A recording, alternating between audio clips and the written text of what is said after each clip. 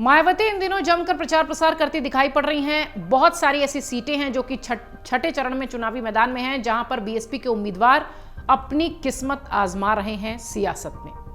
जौनपुर जिले में जनसभा के दौरान बीएसपी सुप्रीमो मायावती ने जमकर कांग्रेस, बीजेपी और सभी पार्टियों को खूब जमकर घेरा है।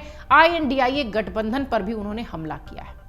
अब एक मुद्दा जो यहां की जनसभा के साथ साथ मायावती अक्सर उठाती रह रही हैं, वो है इलेक्टोरल बॉन्ड का मुद्दा, जिसको लेकर वो बीजेपी और आईएनडीआईए गठबंधन दोनों को घेरती नजर आ रही है।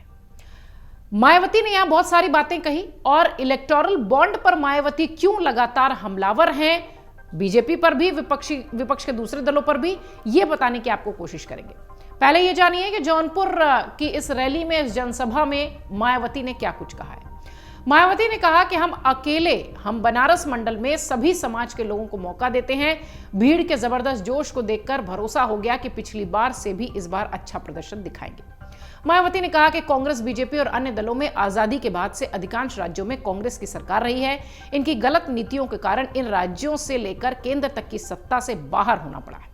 कांग्रेस की पहली सरकार में बाबा साहब लॉ मिनिस्टर थे। उन्होंने जवाहरलाल नेहरू से कहा था कि एससी एसटी को बराबर आरक्षण नहीं मिल रहा है, अति पिछड़े वर्ग के लोगों को भी आरक्षण मिलना चाहिए और आर्टिकल 340 के अनुसार आरक्षण देना चाहिए। उनकी मांग नहीं पूरी होने पर बाबा साहब ने इस्तीफा दे दिया था।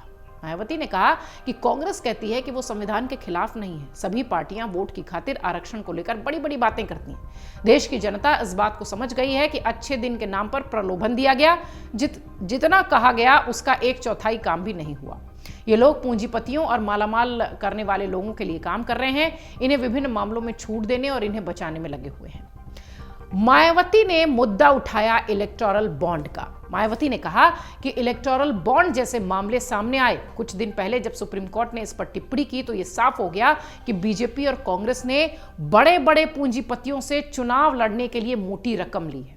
बीएसपी ने किसी से भी कोई आर्थिक सहयोग नहीं लिया। बीएसपी थोड़ा थोड़ा पैसा इकट्ठा कर अपना काम करती है। देश के किसान बीजेपी से परेशान हैं, जबकि हमारी पार्टी ने चारों हुकूमतों में इनका ख्याल रखा है। इन्हें खेती के लिए संसाधन उपलब्ध कराए हैं और फसल का अच्छा दाम दिया है। उन्होंने कहा कि बीजेपी के शासन में दलित आदिवासियों पर किसी भी वर्ग का उत्थान नहीं हुआ।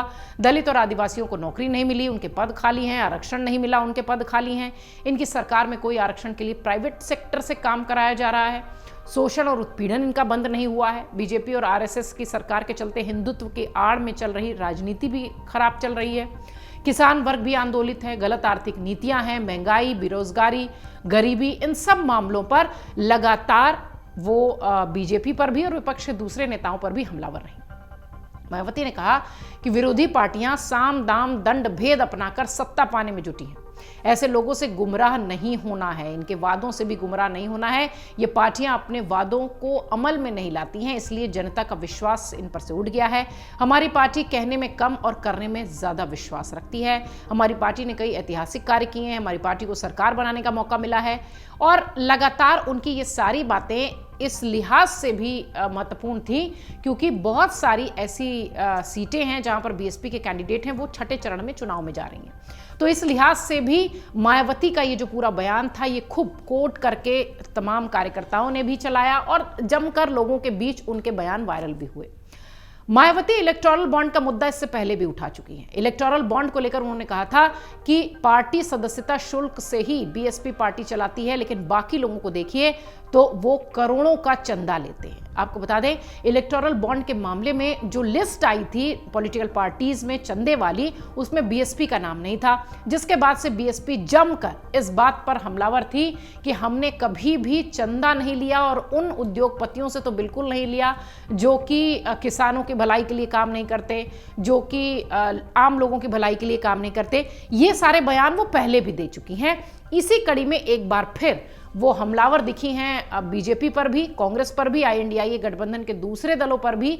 सबसे महत्वपूर्ण बात यही है कि इलेक्टोरल बॉन्ड एक मजबूत हथियार के तौर पर मायावती इसलिए भी इस्तेमाल करती हैं क्योंकि उनका नाम उस लिस्ट में नहीं था, उनकी पार्टी का नाम उस लिस्ट में नहीं था, जो कि इलेक्टोरल बॉन्ड में चंदे के रूप में जो पॉलिटिकल पार्टीज ने जो कंपनियों से, जो लोगों से पैसे लिए थे, उस लिस्ट से बीएसपी का नाम गायब होना ही एक बड़ा हथियार बीएसपी के लिए, मायावती के लिए था और मायावती ने इसे ही जमकर इस्तेमाल किया है चुनाव में। वो जहां भी चुनाव प्रचार के लिए जाती हैं वो इलेक्टोरल बॉन्ड का मुद्दा इसीलिए उठाती हैं और जमकर अपनी बात रखती हैं और ये भी कहती हैं कि बीएसपी ने हमेशा सदस्यता शुल्क से अपनी पार्टी चलाई, न कि किसी से चंदा लेकर और किसी उद्योगपति से मदद लेकर।